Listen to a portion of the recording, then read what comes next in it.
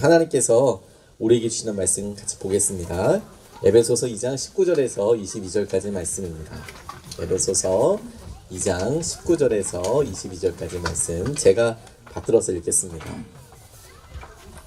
그러므로 이제부터 너희는 외인도 아니요 나그네도 아니요 오직 성도들과 동일한 시민이요 하나님의 권속이라. 너희는 사도들과 선지자들의 터 위에 세우심을 입은 자라. 그리스도 예수께서 친히 모퉁이 돌이 되셨느니라. 그의 안에서 건물마다 서로 연결하여 주 안에서 성전이 되어가고 너희도 성령 안에서 하나님이 거하실 처소가 되기 위하여 그리스도 예수 안에서 함께 지어져 가느니라. 아멘. 하나님 말씀입니다. 노래를 아무리 잘하는 사람이라도 여러 악기들과 시설들이 갖춰져 있는 곳에서 노래를 하면 조금 나은데 그런 거 아무것도 없이 마이크만 하나 띨똥 가지고 노래하라 그러면 정말 부담스러운 자리가 되거든요. 오늘 제 마음이 딱 그렇습니다. 그러면서 하나님께서 이 시간에 대해서 굉장히 제가 기도했던 것이라는 것을 알게 해주셨어요.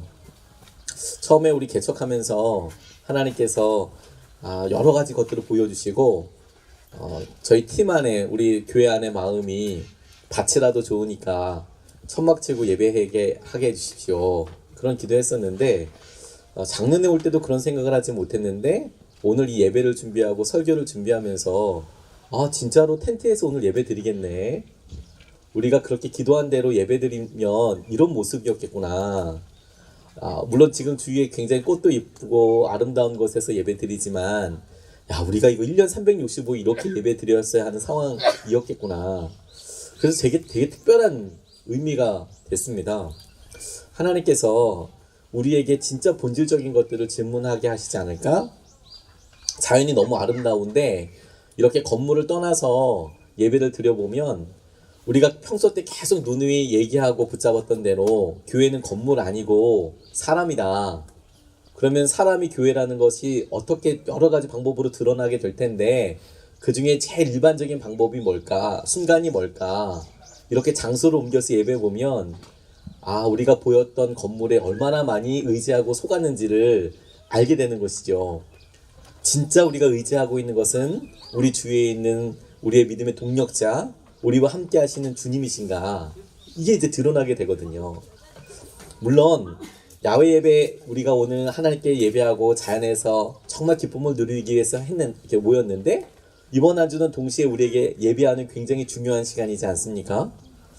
그래서 주님께서 우리에게 우리가 처음 마음으로 예배 드렸을 때에 질문해야 될 질문 거기에 서게 하여 주시는 거겠구나. 그리고 우리가 건물을 떠나서 이렇게 주일 예배를 드리는 것을 통해서 우리가 머리로서 알고 있었던 것에 대해서 또 다른 질문으로 우리가 믿고 있고 생각했던 게 진짜인가? 진짜 우리가 건물이나 이런 것들이 아니라 주님께서 아무것도 없게 하셨을 때에도 우리 안에 기쁨이 있고 예배와 교제 가운데 은혜가 있는가를 우리가 오늘 이 시간에 실제로 점검하고 알게 되는 것이죠. 우리가 진짜 교회인가? 그래서 오늘 본문 말씀을 통해서 하나님께서 우리에게 주시는 은혜, 그 중에서도 우리를 교회로 불러주신 것들에 대해서 우리가 좀 같이 보고 누리고 싶습니다. 오늘 본문 말씀에서 하나님께서 우리에게 주목하게 하시고 그리고 우리 가운데 확인케 하시는 첫 번째 중요한 명제는 질문은 우리가 사도의 터 위에 서 있다라는 것이죠. 믿음의 증인들 사이에 우리가 있다라고 말씀하시는 것에 대한 것입니다.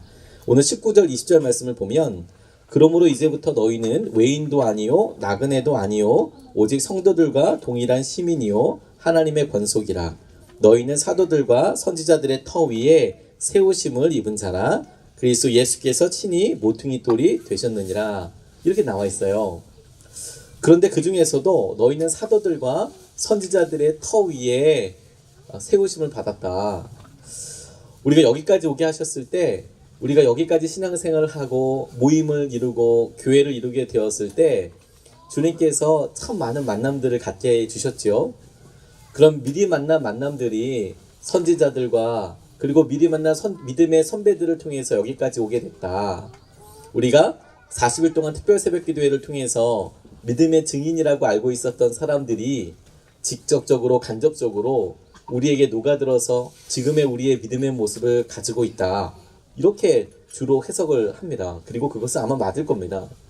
그런데 이번에 40일 특별 새벽 기도회를 통해서도 그렇고 야외 예배를 위해서 기도하는데 주님이 제게 주신 마음이, 그런데 주님께서 이 본문 말씀을 통해서 시제 하나를 보게 해주셨는데, 그게 뭐냐면 사도들과 선지자들의 터 위에 세우심을 입은 자라, 이렇게 말씀하시면서, 이게 히브리서 11장 말씀에 선지자들의 터 위에 있었던 행동들에 대해서, 믿음들의 행실들을 쭉 얘기하면서 11장 1절에 이렇게 말씀하고 계시는 거예요. 우리에게 구름같이 둘러싼 허다한 증인들이 있으니 모든 무거운 것과 얽매이기 쉬운 죄를 벗어버리고 인내로써 우리 앞에 당한 경주를 하며.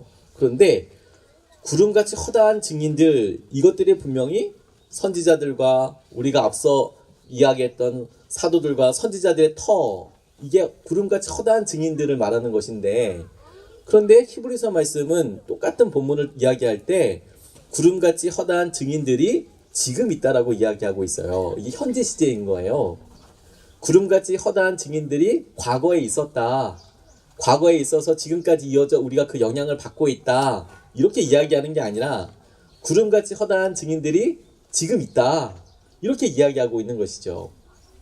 이걸 그냥 해석을 해봐도, 주님께서 과거에 있는 영향력들이 마치 돌이 수백 년 동안, 수천 년 동안 한 곳에 있는 것처럼 이곳에 있지, 영향력을 주지 라는 해석과 함께, 그렇다면 지금 당장 주님께서 믿음의 증인이라고 이미 우리에게 두신 것은 무슨 의미일까? 그러면서 주님께 기도하면서, 지금 그런 구체적인 예가 있습니까? 증인들이 있습니까? 이렇게 기도하다가 너무 깜짝 놀랐습니다. 왜냐하면 주님께서 이것은 우리에게 우리 주위에 있는 사람들을 보게 하시는 굉장히 중요한 시선이라는 것을 알게 됐어요. 주님께서 우리 각자를 어떻게 보고 계시는가? 주님은 우리 주위에 있는 우리 자신을 포함한 우리들을 믿음의 증인으로 보고 계시는구나. 뿐만 아니라 주님께서는 바로 우리 옆에 있는 이 사람을 우리의 믿음을 위해서 불러주신 허다한 증인, 믿음의 사람으로 보고 계시는 거구나. 우리의 시선이, 우리의 믿음이 내 옆에 있는 사람이 주님께서 우리에게 주신 다윗과도 같은 사람이고, 사무엘과도 같은 사람이고, 삼손과도 같은 사람이고, 그런 믿음의 사람으로 보내주셨다라는 것을 개안해서 눈을 떠서 보게 되는 것이, 주님께서 우리가 믿음 생활을 하면서 정말 도전하시고 우리가 회복해야 될 믿음의 수준이 되겠다는 생각을 하게 됐어요. 우리가 선화목자의 교회에 비하면 얼마 크지 않은 교회지요. 그런데 그렇다고 얼마 크지 않고 작은 교회라고 하는데 1년을 달려오면서 얼마나 우리가 많은 교제와 마음의 진심과 우리 주위에 소중하게 보내주신 다윗을 우리가 알아보려고 한 적은 있었던가. 오히려 신앙생활을 하면서 우리의 마음의 갈증 같은 것이 하나는 정말 그런 마음의 동력자를 얻고 싶어요. 그렇게 살아가는 사람을 함께 이렇게 보고 싶어요. 라는 그런 갈망이 사실 있는데, 근데 주님은 오히려 이미 우리 가운데 허다한 증인들이 있고 우리를 보고 있고 우리도 또 보고 있어서 하나님께서 우리 가운데 있는 공동체가 그렇다라고 말씀하고 계시는 것이죠. 이런 마음의 동기를 우리가 알아볼 수 있는 것을 저는 사기에서 보게 되었습니다. 사마천의 사기가 한 2300년 전에 쓰여졌는데 거기에 전국시대에 있었던 일이 등장합니다. 전국시대에 중국이 7국으로 나누어져 있습니다. 제진, 초한, 위, 조, 연. 그래서 가장 힘이 없고 연약한 연나라에 제나라, 제진나라, 초나라, 제진, 초한, 위, 조, 연 할 때 연나라에 곽외라는 사람이 있었습니다. 근데 연나라 왕이 왜 우리 나라는 이렇게 힘들고 작냐? 우리가 인재를 등용해서 좋은 사람을 등용해서 우리나라도 다른 나라들처럼 좀 이렇게 국위를 좀 이렇게 떨쳐야 되지 않겠냐? 그래서 곽외라는 사람한테 불러서 어떻게 하면 인재들을 모을 수 있겠냐? 우리나라가 제대로 설 수 있는 인재를 어떻게 하면 모을 수 있겠나? 이랬더니 곽외라는 사람이 자신이 알고 있었던 어떤 사람의 이야기를 통해서 이 왕이랑 이야기를 합니다. 곽외가 왕의 이야기를 듣고 뭐라고 이야기하냐면 어느 나라에 말을 좋아하는 왕이 있었답니다. 말을 얼마나 좋아하는지 좋은 말에는 뭐 천금이라도 아끼지 않고 투자를 해서 그 말을 사려고 하는데 천리마를 사고 싶은 마음이 있는 거예요. 그 구하려고 아무리 봐도 천리마가 없더라는 거죠. 그런데 그걸 가만히 보고 있던 신하 한 명이 오더니 임금님, 제게 천금을 주시면 천리마를 구해가지고 오겠습니다. 그러니까 왕이 너무 좋아서 그래? 그러면 천금을 줄 테니까 가지고 데리고 와라. 이렇게 말을 얻어가지고 와라. 그랬더니 마침 이 사람이 천금을 가지고 온 나라를 돌아다니다 보니까 천리마를 발견한 거예요. 근데 문제가 있었습니다. 이 천리마가 죽은 거예요. 그 뼈밖에 안 남은 거예요. 뼈밖에. 그런데 황당한 것은 그 뼈밖에 안 남은 천리마를 천금 중에서 절반이나 되는 500금을 주고 그 뼈를 사갖고 온 거예요. 그러니까 이 왕이 열을 받죠.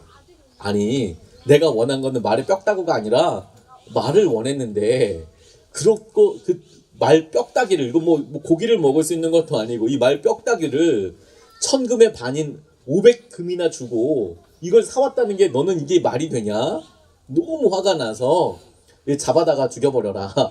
이렇게 이야기하는데 이 충성스러운 신하가 임금님 잠깐만 참아주시고 이틀만 시간을 주십시오. 이틀만. 그래서 어차피 죽일 사람이지만 이틀 정도 시간 주겠다라고 시간을 주고 나니까 다음날 아침에 웅성웅성 너무너무 시끄럽다. 그래서 왕이 깨어서 몽고 보니까 막 말소리가 들리고 난리가 나는 거예요. 이유를 가만 들어보니까 연나라에 가면 이 나라에 오면 죽은 말도 천리마의 죽은 말도 500금을 주고 사는데 살아있는 천리마는 도대체 얼마를 줄까 싶어서 전국에 있는 천리마를 갖고 있는 그런 사람들 다 온 거죠. 이 말의 값을 제대로 쳐줄 수 있는 사람을 이제 만나게 될 거다. 그 이야기를 과계라는 사람이 연나라 임금한테 이렇게 이야기했더니 연나라 임금이 가만히 보고 과계라는 사람을 등용하면서 그래, 내가 과계 같은 너를 내가 중용하면 너 같은 사람을 이렇게 크게 중용하는 사람들 보고 주위에 많은 사람들이 불러 모아질 수 있겠구나. 이런 고사가 나옵니다. 우리 주위에 주님께서는 이미 우리의 완성된 모습이 아님에도 불구하고 우리를 각각 믿음의 연단 가운데 세우셨고 그 믿음을 기가 막힌 믿음의 고백으로 기도로 사실 우리 모두가 통과하고 있습니다. 근데 그럼 보석을 어떻게 알아보게 되느냐? 내 옆에 있는 이 사람을 내가 보기에는 죽을 만처럼 보여도 내가 최선을 다해서 사랑하는 것을 통해서 진짜 가치와 의미들을 보게 될 수 있는 것이지요. 주님께서 허다한 구름 같은 증인들을 보게 하실 때 저는 우리 서로가 만나서 얼마나 놀랄 일이 많은지 저는 기대해 보게 됐습니다. 믿음 생활을 시작하면서 교제하면서 하나님께서 주시는 은혜들이 우리 가운데 그렇게 충만하게 될 것이다. 오면서 이렇게 보니까 사이클 타시는 분들 많더라고요. 주일날 말로만 사이클 타는 사람 많다고 들었는데 오늘 조금 일찍 오면서 여기도 조금 일찍 도착했거든요. 쭉 오면서 보니까 사이클 타는 사람 진짜 많더라고요. 사이클도 타고 놀러 가는 사람도 많고, 야, 이렇게 하고 이 주말을 보내시는구나 이런 생각을 하다가 그런데 그러면 오늘 우리가 야외 예배 나오고 이렇게 이야기할 때 두 번째 중요한 기준이 거기서 있겠다라는 생각을 하게 됐어요. 뭐냐? 우리가 주님을 기준으로 모였다는 사실을 이거 한번 떠올려야겠다는 생각을 하게 됐어요. 그리고 이게 우리에게 두 번째 주님께서 우리를 교회로 불러주시고 오늘 이곳에 모인 중요한 본질적인 질문을 해야 되는 기준이라는 생각을 하게 됐어요. 우리가 진짜 예수님 때문에 모였는가? 진짜 예수님 때문에 모인 거 맞는가? 사회 친교 모임 많습니다. 원하면 간단한 회비 내고 좋은 곳 돌아다니면서 이렇게 저녁까지 다 먹을 수 있겠죠. 물론 회비가 다 포함되어 있는 가격이니까. 그런데 그렇게 수백 번 다니다 보면 혹시 마음에 드는 친구도 만날 수 있지 않겠습니까? 처음부터 그런 친구들 딱 만난다고 이야기할 수 없겠지만 그렇게 수백 번 몇 년 동안 다니다 보면 한두 명은 만날 수도 있겠죠. 여러 번 겹치는 사람을 만날 수도 있겠죠. 그런데 좋은 사람을 만날 수 있는 가능성도 있고 좋은 자연에 갈 수도 있고 본인이 원하는 것을 다 할 수 있어도 우리가 지금 이곳에 있는 것이 다 똑같은 기준을 갖고 있어도 유일한 차이가 있다면 한 가지, 우리가 예수님 때문에 이곳에 모여 있는 게 맞는가? 이 질문은요, 우리가 교회에서 질문할 때랑 바깥에 나와서 이렇게 천막 안에서 질문할 때가 완전히 달라지는 것 같아요. 우리가 교회 안에 있을 때는 교회 건물 안에 들어와 있는 것 때문에 예배 드리러 온 것 같고, 그리고 모든 게 다 갖춰져 있기 때문에 주님 앞에 집중을 하고 있는 것 같고 그러지 않습니까? 근데 오늘 이렇게만 나와봐도 뭐 최선을 다해서 사실 준비해 주셨는데 아답터가 끊어졌대요. 그래서 반주 안 되고, 그러니까 아침서부터 새벽부터 오셔서 오늘 준비하시고 스태프들이 정말 열심히 준비해 주신 것을 제가 알고 있거든요. 근데 뭐 이런 일들 되게 많죠. 근데 진짜로 하나님께서 이런 모든 변수들 가운데 내가 의지하고 있는 것들이 뭐지? 부산스러운 이런 예배 가운데 나는 정말 예수님을 의지하고 있는 건 맞을까? 그냥 우리는 그래, 교회 가면 우리가 원하는 아주 익숙한 환경의 예배와 예배 시설들과 그리고 어떤 여러 일들, 거기에 익숙해서 예배를 드리고 있다라고 생각하지만, 지금 여러분 이렇게 막 주위에 사람들 돌아다니고 산새 소리 울리고 식사 준비하고 막 이러면 진짜 집중하지 않으면 내가 정말 주님을 오늘 예배하려고 이 시간에 온 게 맞나? 실제로 우리가 질문할 수밖에 없는 거죠. 아마 그냥 정신 놓고 그냥 쭉 지나간 다음에 분주하게 오늘 이 시간 지나고 정말 재밌을 거거든요. 이후의 시간이. 그럼 하루 정도 오늘 잘 보냈다는 생각은 들 거예요. 근데 오늘 우리가 하루 일과 딱 마치고 우리가 오늘 예수님께 예배드린 건 맞을까? 오늘 주일이 맞았을까? 하는 질문을 혹 우리가 하게 된다면, 그러면 지금 우리가 드리는 이 예배 가운데, 이 마음 가운데 정말 예수님께서 우리에게 하시는지에 대한 갈망과 대답과 고백 가운데 우리가 오후에 저녁에 영성일기 있을 때나 우리가 우리에게 질문한 질문에 대답할 때 그 마음으로 대답할 수밖에 없게 된다는 거예요. 근데 오늘 본문 말씀이 예수님이 모퉁이 돌이다 이렇게 말씀하고 계시거든요. 20절 말씀에 보니까 너희는 사도들과 선지자들의 터 위에 새 옷을 입은 자라, 그리스도 예수께서 친히 모퉁이 돌이 되셨느니라. 그의 안에서 건물마다 서로 연결하여 주 안에서 성전이 되어가고 있다. 모퉁이 돌이시고 그리고 건물마다 연결해서 지어져 간다.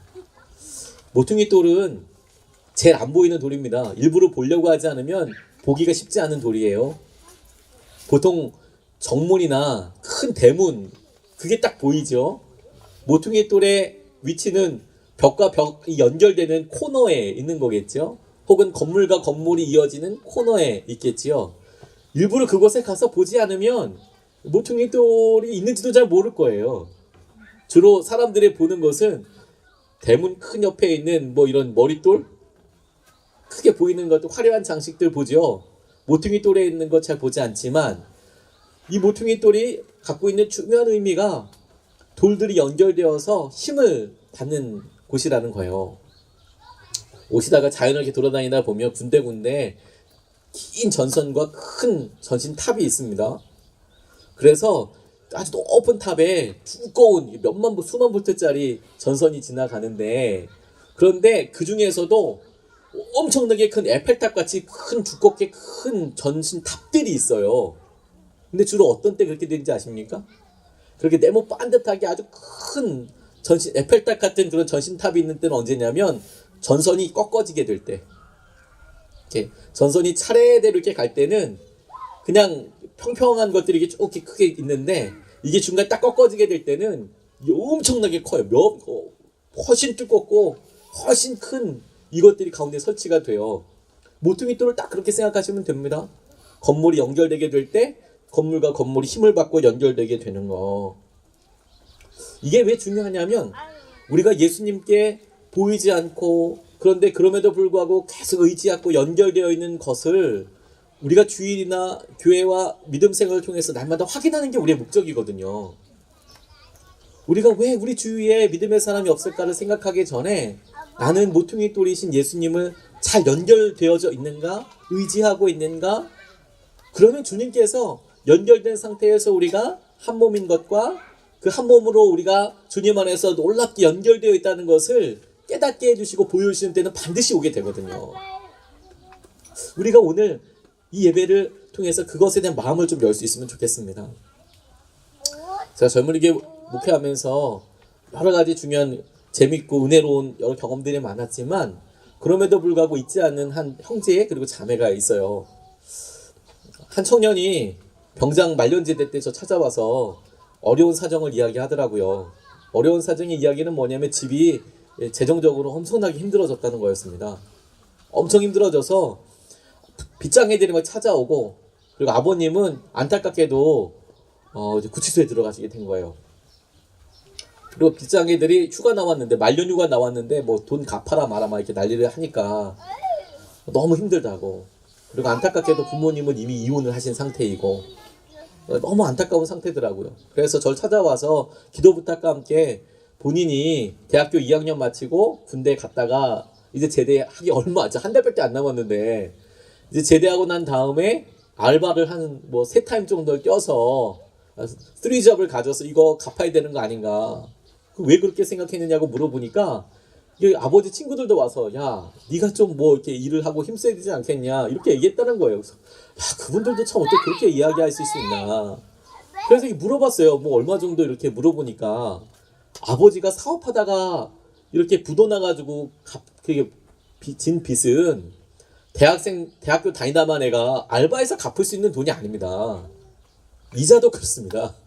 알바해가지고 갚을 수 있는 이자가 아니에요. 사업하다가 어려움을 당하신 경우에 뭐 전혀 도움이 안 된다고 이야기는 할 수 없겠지만 근데 이 친구가 정말로 심각하게 아버지를 위해서 내가 대학 그만두고 복학하지 않고 그리고 내가 돈을 벌어야 하는 거 아니겠습니까? 그래서 제가 기도하다가 너무 마음도 딱하면서도 너무 가슴한 거예요. 야, 너 어린데 그런 생각을 하냐 마음 아프게. 근데 기도하다가 주님이 제게 주신 지혜가 뭐냐면 야 목사님 생각에는 이번 이런 일들이 너의 능력을 시험하는 게 아닌 것 같아.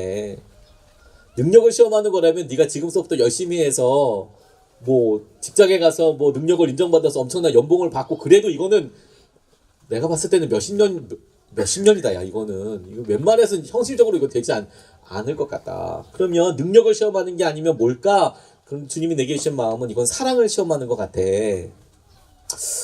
불행히도 네가 이거 열심히 한다고 해서 갚을 수 있는 것 같지는 않다. 그리고 아버지 나름대로 안타깝지만 그렇게 일을 겪으셨고 또 법적으로도 계속 그렇게 책임을 지실 거고 근데 지금에는 내 생각에는 네가 아버지를 끝까지 부끄러워하지 않는 것과 아버지가 그런 여러 법적인 일들을 다 겪으실 때에도 네가 계속 찾아뵙는 것과 연애 가서 계속 찾아뵙는 것과 기도해 드리는 것과 뭐 이런 거 아니겠냐. 아버지에 대한 사랑 아니겠냐. 그러니까 너 지금 너무 섣부르게 학교 그만둬서 알바할 생각하지 말고 아무 생각하지 말고 바로 복학해서 학교 나와라. 학교 졸업해라. 너 알바해서 벌 수 있는 돈이랑 그래도 대학 졸업해가지고 조금 할 수 있는 거랑 그래도 차이가 난다. 단돈 몇만 원의 차이가 나니까 그렇게 해라. 근데 이 친구가 제 말을 그냥 믿음으로 아멘 해줬어요. 그리고 진짜로 나와서 부모님도 아버님도 찾아뵙고 그리고 본인이 열심히 이제 학교를 복학하고 했어요. 그래서 저희가 도와줄 수 있는 거는 뭐 공식적으로 도와줄 수 있는 건 없지만 이런 딱한 사정을 아니까 교회에서 장학금 뭐 받을 때 있을 때 점수를 더 높여줄 수는 없지만 혹시 무슨 사정을 이야기될 때가 있으면 이런 친구도 있습니다. 근데 공부도 잘합니다. 이 친구가 공부도 참 잘하고 자기 마음에 대해서 그렇게 있습니다. 그렇게 연결할 수 있는 방법은 없겠죠. 제가 무슨 정확하게 점수가 있는데 점수를 더 주거나 이렇게 할 수는 없죠. 근데 공부를 참 잘했어요. 그리고 잊어버리는 것 같았습니다. 근데 2년이 지나고 나서 이 친구가 찾아왔어요. 그쯤에. 근데 그쯤에 제게 또 다른 이런 사건 하나가 있었어요. 신입생들이 이렇게 올라오는데 고3에서 대학 이제 들어와서 젊은이계로 넘어오는데 그 가장 새내기를 맡고 있는 전도사님이 목사님 꼭 만나 주셔야 될 애가 하나 있습니다. 새내기 중에서 얘기를 들어보니까 너무 안타까운 거예요. 만났습니다. 걔 입으로 직접 이야기하는 거예요. 부모님이 또 이게 이혼하신 가정이었습니다. 여러 사정들 중에 재정적인 일 때문에 이렇게 하신 것 같아요. 그런데 아버지가 치킨집을 이렇게 하셨는데 할아버지가 대학 들어가면 등록금 하라고 이 등록금을 이렇게 좀 주신 거예요. 좋은 대학은 아니지만 그래도 어떻게 대학을 들어갔어요. 그 등록금 낼 그 돈 아버지한테 달라고 그랬더니 아버지께서 다 썼다고 이야기를 하시는 거예요. 그러니까 너무 당황스럽죠. 등록금 할 돈이라고 할아버지가 줬는데 그거 쓰면 어떡하냐고. 그랬더니 이분이 다 썼다고 이러면서 아버지께서 이렇게 얘기하셨다는 거였어요. 그럴 수 있을까? 아버지도 뭐 상황이 있으셨겠죠. 그래서 이제 안 되니까 어머니한테 연락을 했어요. 엄마, 언제까지 내가 이거 등록해야 되는데 돈이 없어요. 등록금 좀 보태주세요. 근데 어머니가 조용히 이렇게 얘기했네. 그래, 우리 내일이라도 얘기하자. 그리고 다음날 충격적으로 핸드폰을 바꾸신 거예요. 번호를. 진짜 당황스럽죠. 그러니까 이 여자아이가 아버지한테 그날 저녁에 가서 막 울면서 아버지한테 따진 거예요. 아버지 어떻게 그럴 수 있냐고. 막 울면서 따지는데 아버지가 술을 이빨에 들고 오셔가지고 이 아이한테 얘기해서요. 나가 죽어! 그러니까 이 조그만 여자애가 그 얘기 듣고 바로 나가서 5층에서 뛰어내린 거예요. 근데 진짜 신기한 건 애가 몸이 조그마다 보니까 전선에 몇 번 걸려서 찰과상만 입고 살았어요. 근데 그 이야기를 제 앞에서 너무나 천연덕스럽게 이야기를 하는 거예요.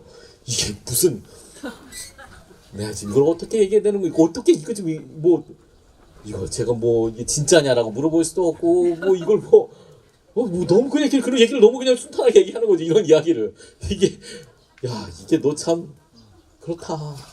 그래, 어떡하냐. 그리고 너무 씩씩하게 그걸 또 가요. 근데 마음이 저는 진짜 무너지더라고요. 걔 보내놓고 나서 어떻게 될지 모르고. 근데 그때 아까 말씀드린 그 남자 청년이 찾아왔어요. 찾아와서 2년 지나고 났는데 그 겨울에 자랑하려고 왔다고 그러는 거예요. 요즘은 4학년 1학기만 되면 취직시켜줍니다. 대학에서. 뭐 대학원 갈 생각이 없으면 직장 웬만한 학교에서도 적극적으로 학생들이 취업 활동을 할 수 있도록 도와주고 학점도 그렇게 끊어주고 그래요. 취업됐다는 그게 있으면 인턴으로 보내기도 하고. 그러니까 이 친구가 비교적 4학년 1학기 처음에 본인 마음을 난 대학원 아니고 나는 돈 버는 거야 결정하고 돈 벌러 다녔거든요. 그래서 인턴을 다니고 큰 돈은 아니었지만 인턴을 시작한 거예요. 그런데 그날 아침에 그쯤 아침에 아버지를 이제 매번 찾아가고 그랬는데 중간에 아버지가 만나주지도 않더래요. 너 같은 아들 없다. 근데도 포기하지 않고 계속 찾아갔답니다.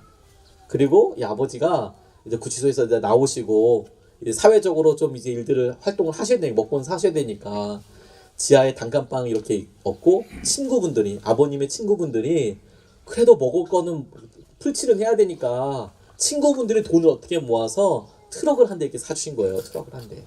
그래서 이거라도 어떻게 해가지고 네가 좀 어떻게 해봐라. 좋은 직장 이렇게 할 수 없지만 당장 어떻게 하기 위해서 트럭이라도 한 대에서 해봐라.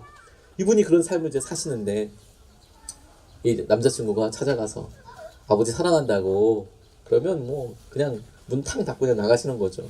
계속 그러다가 근데 그날 그 집에 가서 아버지한테 나가신 아버지한테 아버지 사랑해요 이렇게 얘기했더니 아니 그날 아버지께서 갑자기 나가다 말고 이렇게 뒤돌아보고 보시더라는 거예요. 그러더니 이한테 오더니 걔 이름을 부르면서 나도 너 사랑한다 이렇게 얘기하더라는 거죠. 나도 너 사랑한다. 야, 그러니까 얘가 너무너무 놀라서 아버지한테 계속 그렇게 얘기했더니 아버지가 이젠 물론 경제적으로 여전히 어려우시지만 그게 들어갔다가 나온다고 해서 돈 안 갚아도 되는 건 아니거든요. 그냥 어렵고 힘드시지만 자기한테 사랑한다고 이야기해줬다고.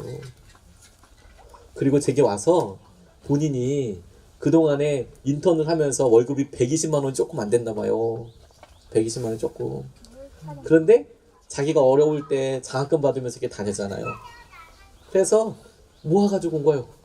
20만 원씩 매월. 좀 꽤 많이 모았어요. 20만 원씩 모아가지고. 자기 있는 돈들이랑 함께해서. 그래서 이거 힘든 사람 있으면 장학금으로 주면 좋겠다고 그렇게 찾아왔어요. 당연히 그게 저한테 와서 그렇게 말도 안 되는 이야기를 하고 가 그 자매한테 연결시켜주지 않았겠습니까? 제가 믿음으로써 우리가 하나 된다고 이야기할 때 하나님께서 그렇게 드라마틱한 퍼즐을 맞추고 계신다는 생각이 들었어요. 드라마틱하게 우리가 지금은 내가 이렇게 염려하고 걱정하고 믿음으로 나아가는 것들에 대해서 이게 무슨 의미 있나? 의미 있죠. 모퉁이 돌 예수님, 그분께 의지하는 게 그것밖에 의미 없죠. 그럼 주님께서 그걸 통해서 우리가 서로 연결되고 연락되게 하여 주시는 거니까, 서로 건물되게 하여 주시는 거니까 그것밖에 의미 없죠. 여러분, 우리가 예수님의 사람들 교회 개척해가지고 교회를 어마무시하게 지으면 그게 영광스러운 것일 수도 있지만 그걸 위해서 가는 게 너무 아깝지 않습니까? 근데 우리가 1년을 지나고 10년을 지나고 나서 화려한 건물 없어도 여전히 텐트 있어도, 아니 10년 후에는 진짜로 우리가 이렇게 텐트에서 예배드릴 수 있어도 저는 그래도 우리가 예수님께 온전히 의지하고 있다면 아무 문제 없을 것 같은데요. 우리 교회에 이미 좋은 거 있어서 일부러 버리려고 하진 않겠지만 그게 설사 우리 눈에서 싹 사라진다고 하더라도 우리가 예수님께 온전히 연결되어 있고 예수님께 연결된 것을 유일한 목표로 삼는 사람들이 이만큼만 모여 있어도 저는 아무것도 안 무서울 것 같아요. 그리고 예수님도 너무 기뻐하실 것 같아요. 왜냐면 그게 진짜 교회일 테니까. 이런 곳에서만 우리가 질문할 수 있지 않겠습니까? 지금 우리에 보이는 게 아무것도 없습니다. 세 번째로 하나님께서 우리에게 이곳에서만 질문하게 하시고 우리가 붙잡을 수 있는 기준이 뭐냐면 하나님의 처소가 되기 위해서 함께 지어져 간다는 거예요. 두 가지, 지어져 간다는 것과 하나님의 처소가 되기 위해서 그렇게 된다라는 거예요. 건물이 벽돌 하나로 완성될 수 있는 건물은 없습니다. 이건 아무한테나 물어보셔도 됩니다. 벽돌 하나로 이루어질 수 있는 건물은 없습니다. 또 하나, 하루아침에 이루어질 수 있는 건물도 없습니다. 컨테이너를 건물로 생각하시면 안 됩니다. 하루아침에 이루어질 수 있는 건물도 없고 벽돌 하나로 이루어질 수 있는 건물도 없습니다. 제게 이게 얼마나 커다란 위로가 됐는지 몰라요. 주님께서 우리에게 함께 지어져 간다고 할 때 나 혼자서 교회 될 수 없습니다. 뿐만 아니라 하루아침에 교회 될 수도 없습니다. 그게 주님 안에서 우리가 22절에 너희도 성령 안에서 하나님이 거하실 처소가 되기 위하여 그리스도 예수 안에서 함께 지어져 가느니라. 지어졌다가 아니고 지어져 가느니라. 그래서 저는 우리 교회에 여전히 기도 제목이 있고 이런 게 너무너무 감사해요. 왜냐면 말씀대로 이루어지고 있는 거니까, 지어져 가고 있는 거니까, 완성된 게 아니고 함께 지어져 가고 있는 거니까. 그리고 저와 여러분들이 그 지어져 가는 건물의 굉장히 소중한 한 부분을 담당하고 있는 벽돌이 될 테니까, 돌이 될 테니까, 주님께 의지하고 있으면 그게 굉장히 중요한 것이 될 테니까 그거는 충분하겠다는 생각을 하게 됐어요. 함께 지어져 가고 있는 중이다. 어제 주은교회 입당 감사 예배 다녀왔어요. 저 너무 마음이 기쁘더라고요. 저 정말 주은교회에서 열심히 기도했거든요. 축복기도 많이 했습니다. 하나님, 주은교회 재정도 열어두시고 우리 같이 이렇게 있지만 어려운 일이 많았던 교회이지만 하나님께서 채워주셔서 하나님 은혜로 가게 해주십시오. 예수님의 사람들 교회가 태전동 와가지고 저희 교회만 부흥하고 이런 크게 의미 있겠습니까? 우리 교회뿐만 아니라 우리 근처에 있는 교회도 다 같이 부흥하고 그러면 제일 좋지 않겠습니까? 같이 우리 교회 와서 저희가 섬길 수 있는 일이라면 얼마든지 그게 우리가 할 수 있는 거라면 당연히 해야죠. 주님의 교회 드리니까. 근데 좋은 교회 이렇게 보면서 하나님 저희가 돈이 많으면 이렇게 재정이라도 많이 이렇게 할 텐데 그런 정도는 아니고 기도라도 계속 하면서 하는데 교회 지어서 들어가서 보니까 좋더라고요. 교회가 좋습니다. 목사님 말로는 저는 맛이 잘 구분은 못하지만 스타벅스와 똑같은 수준의 커피라고 이야기를 하시는데 제가 스타벅스를 먹어본 지가 오래돼가지고 스타벅스가 무슨 맛일까? 이런 생각이 좀 들긴 했지만 그래도 믿음으로 스타벅스와 똑같은 커피려니 하고 먹었어요. 커피 맛이겠죠, 그게 다. 건물 좋더라고요. 잘됐다. 그런데 그 중에 한 목사님이 격려사를 해주시는데 본인 이야기를 하시는 거예요. 무슨 얘기 하시냐면 교회 건물 지은 건축 얘기를 하시더라고요. 이분이 감리교 목사님이어서 또 특별히 또 마음에 닿았습니다. 이분이 아버지께서 갑자기 사라지셨대요. 어렸을 때. 황당하죠. 아버지께서 왜 사라지셨는고 몇 년 지나고 나니까 아버지께서 목사님이 되셨대요. 감신대에 가셔서 목사님이 되셨대요. 이게 지금서부터 50년, 60년 전 얘기니까 지금은 이렇게 하면 안 됩니다. 그렇죠? 근데 은혜를 받고 집을 나가셔서 신학을 하시고 어느 날 보니까 시골의 개척교회에 담임을 하고 계시더래요. 제가 그 얘기를 듣고 저희 집도 대단한데 저 집은 더하다 싶은 생각을 하게 됐어요. 저희 아버지 집은 안 나가셨거든요. 계속 어려운 개척교회는 미자리교회는 하셨지만, 그런데 그렇게 시골에서 목회하시는데 가족들이랑 같이 합쳐서 살지는 않으신 거예요. 또 여전히 이 본인이 원래 살던 본가가 있지 않습니까? 그러니까 5남매가 있는데 아내랑 사모님이랑 그곳에 남겨두고 목사님 혼자서 목회하느라고 산골로 들어가시고 그렇게 했다는 거예요. 집은 정말 너무 가난했죠. 뭐 재산이 있는 것도 아니고 남편이 지금 뭐 하는 것도 아니고 지금 그 개척교회를 도와줘야 될 판인데 이 뭐 사모님이 뭐 무슨 그걸 합니까? 지금도 사실 그렇지만 당시만 해도 자매들이 어떤 뭐 노동으로 할 수 있는 돈이라는 게 되게 빤한 거거든요. 뭐 품앗이 해가지고 좀 도와주는데 그 현금으로 주는 거 아니지 않습니까? 그런데 그렇게 하는데 어머니가 정말 너무 열심히 5남매를 키우셨대요, 혼자서. 그런데 교회 건축을 할 때가 다가왔답니다. 교회 건축을 하는데 당시에는 교회 건축을 하면 약정을 했대요. 약정을 하면 앞에 칠판을 갖다 놓고 썼대요. 벽돌 몇 개 쓰고 뭐 의자 몇 개 썼대요. 와, 굉장하다 이런 생각이 좀 들었어요. 그래서 다 끝나고 당회 하는 거죠. 당회 모여서 다 같이 모이자고. 그래서 이제 우리 건축을 해야 되는데 건축할 수 있는 뭐 이런 걸 놓고 우리 같이 기도하고 마음 쉬는 대로 좀 얘기해 봅시다. 공개적으로 딱 이렇게 있는데 제가 여기서부터 그렇게 생각한다고 생각해서 여기다가 앞에다가 현대식이니까 우리 빔 프로젝트 하나 갖다 놓고 어느 집사님이 권사님이 손들어서 저 뭐 하겠습니다 뭐 이런 식으로 결단을 하는 거죠. 공개 자리 다 보는 자리에서. 네. 그리고 앞에다 쓰고 기록을 남기고. 근데 한참 진행이 되는데 참 어려울 때인데 어머니가 그렇게 가난한 어머니가 갑자기 손을 번쩍 드시더니 소 한 마리요 이렇게 얘기하시더라고요. 이게 당시에 소 한 마리는 이거 뭐 그랜저 한 대 값이라고 얘기해야 될까요? 지금도 비쌉니다. 지금도 한 6,700만 원 합니다. 근데 당시에 소 한 마리는 사실 만만치 않은 거거든요. 그랜저 웬만한 고급 승용차 한 대 값보다 넘지 않겠습니까?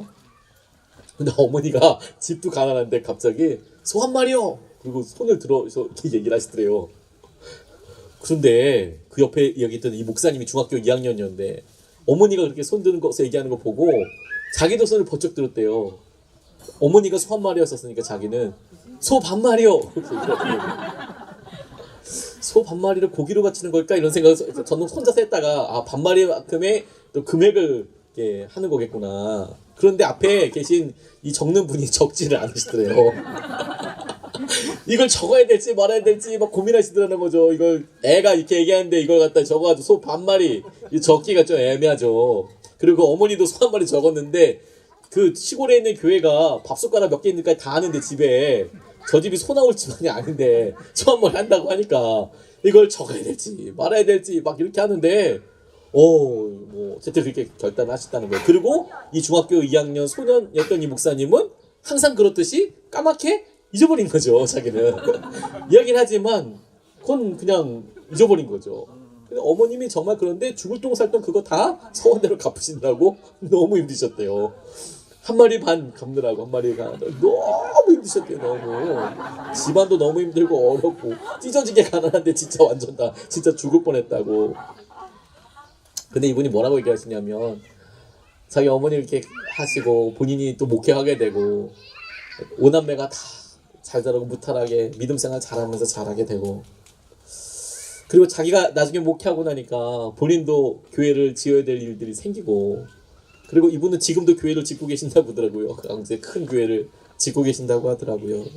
근데 그런 이야기를 이렇게 쭉 하시는데 제가 이 설교 준비를 이렇게 본문을 이렇게 하고 있잖아요. 근데 저는 그 얘기를 듣는데 주님께서 말씀하신 성전이 지어져 간다는 게 우리가 믿음으로 고백하고 순종했던 것들이 그 순간에 그걸 다 갚을 수 있어서 순종할 수 있어서 완성된 게 아니고 그렇게 고백드렸던 것들이 이 목사님을 보니까 2번째 성전을 짓고 3번째 성전을 짓고 이렇게 성전을 지어가더라고요. 그런데 우리의 고백과 믿음으로 주님 앞에 드렸던 순종이 계속해서 우리의 삶에서 끊이지 않고 더 놀라운 순종과 결단과 고백으로 지어져 가는 거더라고요. 완성되어져 가는 거더라고요. 함께 지어져 가는 거더라고요. 저는 우리가 우리 스스로 제한하면 안 된다는 생각을 합니다. 하나님께서 우리의 믿음을 어디까지 볼 것인가? 우리는 어디까지 할 수 있을까? 주님께서 어떻게 우리 가운데 하게 하실까? 그게 너무 중요한 질문이라는 생각을 하게 됐어요. 우리의 믿음이 함께 자라져 간다면 주님께서 오늘 이 시간을 우리에게 진짜 다 싹싹 다 빼고 우리가 첫 마음으로 돌아갈 수 있는 기회를 주신 게 아닐까? 저희가 처음에 개척할 때 나는 나대지 주십시오. 밭에다가 우리 텐트 치고 예배하겠습니다. 딱 그 상황을 보게 해주시고 오늘 이후에 이어질 여러 프로그램도 너무 재밌겠지만 우리의 영적인 한 기준은 야 우리가 날마다 이렇게 즐겁게 믿음 생활을 했었으면 우리 그렇게 나대지에서 텐트 치고 예배했으면 야 오늘처럼 날마다 기쁠 수 있었겠구나. 매주마다 우리 매주마다 야외 예배 했겠네. 너무 즐거워서 웃으시는 거죠. 야 1년에 한 번씩만 야외 예배 이렇게 들어도 좋은데 매주 야외 예배면 진짜 끝내줬겠다.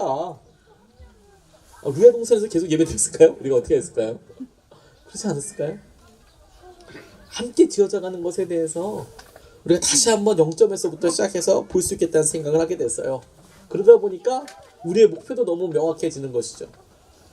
우리가 하나님이 거하실 처소로 지어져 가는 거, 하나님이 거하실 처소로 지어져 가는 거. 2차 40일 특별 새벽기도회 끝났습니다. 저희 교회가 희한하게도 40일 특별 새벽기도회 끝날 때마다 영적으로 굉장히 중요한 변화들이 있고 응답이 있고 그래요. 저 스스로 40일 할 때마다 기대하는 마음이 있어요. 그리고 그 다음을 할 때도 기대하는 마음이 있습니다. 하나님 어떤 걸 이끄시고 인도해 주실까. 작년과 올해의 차이가 작년에는 보이는 일들이 참 많지 않았습니까? 건물을 얻어야 하고 작년에 이랬습니다. 처음 1차 약속의 땅을 향하여 기도하면서 주님께서 우리에게 지역을 결정하게 해주고 땅을 보여주셨어요. 계약하게 해주셨죠. 그리고 2차 특별 새벽 기도에 순종행전하게 하시면 우리 순종만 하자. 사도행전 하면서 우리 순종만 하는 거지 뭐 돈 있는 것도 아니고. 그랬더니 하나님께서 기가 막히게 잔금 치르게 해주셨어요. 그리고 그 주에 저희 교회 잔금이 23만 100원 남아서 떡해 먹었습니다. 그거 다 기억하시죠? 떡해 먹었습니다. 정말 맛있었습니다. 그리고 재정 빵 만들어서 하나님께서 하시는 일 함께 누렸죠. 3차 함께 하신 여호수아서 통해서 주님 우리 함께 하시지. 함께 하실 때 우리가 승리하지. 그래서 우리 있던 땅에 창고에 공장에 있었던 분을 위해서 정말 축복기도 했습니다. 좋은 곳에 가서 좋게 할 수 있게 해달라고. 법적으로 이렇게 안 갔으면 좋겠으니까 하게 해달라고 기도했는데 이분이 본인께서 직접 나가시겠다고 이사하시겠다고. 그래서 너무 빨리 이사해 주셨어요. 감사하죠. 4차 우리 곳에서 설계하고 건물 공사하면서 헌집 줄게 새집 다오. 우리는 기도하고 하나님은 이루시고 에스라와 니에미야 말씀 같이 봤습니다. 근데 건물이 처음에 작년에 와보신 분들 제게 이렇게 오셔서 정말 이렇게 믿음으로 최대한 얘기하시려고 이렇게 얘기해 주셨어요. 건물이 그런데 건물이에요. 저희 어머니가 그 건물을 보고 같이 기도해달라고 같이 왔거든요. 그랬더니 뒤에 푸세식 화장실이더라고요. 여러분 그거 아세요? 저희 교회가 푸세식 화장실 뻔했어요. 자매님들 너무 성령으로 충만해지셨겠죠. 그러면 뭐 이게 재래식 이렇게 나무 2개 놔두고 이렇게 그것도 바깥에 그렇게 있는 거죠. 와 저희 어머니가 식겁하셨어요. 그래서 화장실 안으로 들여놔야겠다. 화장실은 안에 들어가야 된다. 절박했습니다.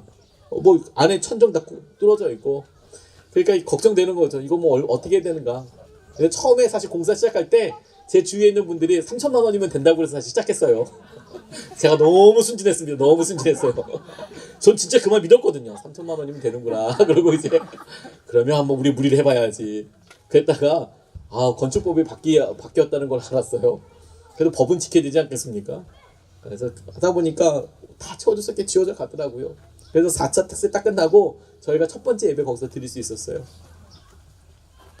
5차 말씀대로 이루어지다 정말 간절히 기도했습니다. 상황들이 여러 형들이 있지만 저희 교회가 말은 개척이 되어 있지만 사실 개척된 공식적인 뭐 이런 게 아무것도 없었거든요. 5차 특별 새벽기도 하고 설립 예배 드렸어요. 우리 교회가 공식적으로 교회 그러니까 예수님의 사람들 교회가 선한 목적 교회에서는 분립을 했고 같이 모이고 예배는 공동체로 모이고 있었지만 이제 교단에 정식으로 소속이 되고 이제 교회로 되고 제가 그 전까지는 담임 목사가 아니었거든요. 그런데 이제 정식 담임 목사도 되고 그렇게 됐습니다. 그래서 6차 특별 새벽기도 하면서 간절한 마음의 기도가 한 개가 하나님 우리 교회가 진짜 예수님 때문에 서지게 되길 원합니다. 화성 선교사님들 복귀하시는 시점과 새로 주님께서 다시 결단하게 하실 분들과 그리고 새롭게 이제 선한 목적교회에서 이제 결단해서 오실 분들 그리고 이곳에 남아서 정말 한 몸으로서 같이 헌신해 주시는 분들 하나님 우리 모두가 다 하나 되길 원합니다. 주님과 함께 다 넘어서게 되길 원합니다. 그러고 보니까 정말 베스트의 분들이 오시고 남으시고 등록하시고 다 그렇게 해서 지금 딱 이런 우리 모습이 지금 이렇게 된 거예요. 40일 동안 우리가 기도해서 이런 지금 모습을 갖췄다고 생각해 보세요. 여러분들은 어떨지 모르겠지만 저는 여러분 볼 때마다 믿음의 응답이라고 싶어요. 기도해서 이렇게 된 거구나. 기도해서 이렇게 된 거구나.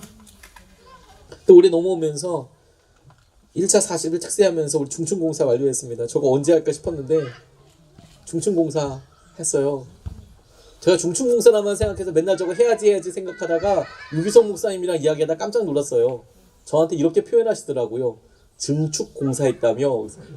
증축공사? 생각해보니까 증축공사가 맞는 거예요.